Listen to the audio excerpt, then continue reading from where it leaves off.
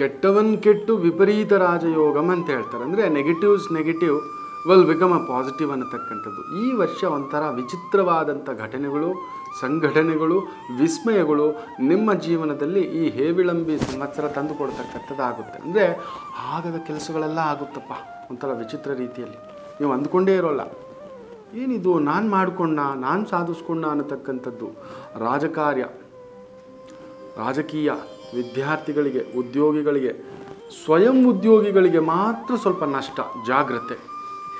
ಅದರಲ್ಲೂ ಬುಧ ಕುಜನ ಜೊತೆಲಿ ಸೇರ್ಕೊಬಿಟ್ಟಾಗ ಬೆಂಕಿ ಜೊತೆಯಲ್ಲಿ ತುಪ್ಪ ಸುರಿದಾಗೆ. ಅಲ್ಲೊಂದು ಗಾಯ ಆಗಿದೆ, ಗಾಯದ ಮೇಲೆ ಹುಣ್ಣುಗೊಂದು ಕುರು ಮೇಲೆ ಒಂದು ಬರೆ, ಈ ರೀತಿ ಎಳಿಸ್ಬಿಡ್ತಾನೆ. ಸೊ ಯಾರೋ ತಲೆ ಕೆಡಿಸಿ, ಬುದ್ಧಿ ಕೆಡಿಸಿ, money doubling, stock market, share market, ಯಾವುದೋ ಅರ್ಧದಲ್ಲಿ ರೇಟಲ್ಲಿ ಭೂಮಿ ಬರ್ತಿದೆ, ಜಾಗ ಬರ್ತಿದೆ, ನೀವು 5 ಲಕ್ಷ ಕಟ್ಬಿಡಿ, ನಿಮ್ಗೆ 20 ಲಕ್ಷ ಜಾಗ ಕೊಟ್ಬಿಡ್ತೀನಿ, ಅರ್ಜೆಂಟಲ್ಲಿ ಇದ್ದೀನಿ, ಅರ್ಧದಲ್ಲಿ ಮಾಡ್ತಿದ್ದೀನಿ, ಕಷ್ಟಕ್ಕಿದ್ದೀನಿ, ಮಗಳು ಮದುವೆ, ಥರ ಯಾವುದೋ ಸುಳ್ಳು ವ್ಯವಹಾರಗಳಲ್ಲಿ ಸಿಲುಕಾಕೊಂಡು ನಷ್ಟ ಹೊಂದತಕ್ಕಂಥದ್ದು ಆಗುತ್ತೆ. ದಿಢೀರ್ ಲಾಭ ಹೊಂದತಕ್ಕಂಥದ್ದು ಆಗುತ್ತೆ ಗುರುಗಳೇ. ವಿಪರೀತ ಧನ ಲಾಭ, ಹಾಗೆ ವಿಪರೀತ ಖರ್ಚು. ನೀವು ಯಾರ ಮಾತು ಕೇಳೋಲ್ಲ, ಚಂಡರಾಗಿರ್ತೀರಾ, ಪ್ರಚಂಡರಾಗಿರ್ತೀರಾ, ಮುಂಗೋಪಿಗಳಾಗಿರ್ತೀರಾ.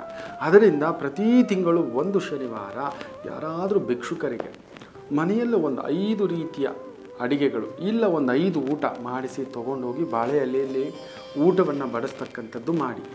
ಧರ್ಮಕ್ಷೇತ್ರ, ಮುಖ್ಯವಾಗಿ ಶಿವನ ಕ್ಷೇತ್ರಗಳಿಗೆ ಹೋಗಿ ಅಲ್ಲೇ ನದಿ ಸ್ನಾನ, ದರ್ಶನ, ಅರ್ಚನ, ಯಾರಾದರೂ ಸಾಧುಗಳ ಒಂದು ಸೇವೆ, ಆಚಾರ್ಯರ ಸೇವೆಯನ್ನು ಮಾಡುವುದರಿಂದ ನಿಮಗೆ ಬರತಕ್ಕಂಥ ಅಪಾಯಗಳಿಂದ ಹೊರಗಡೆ ಬರ್ತೀರಾ.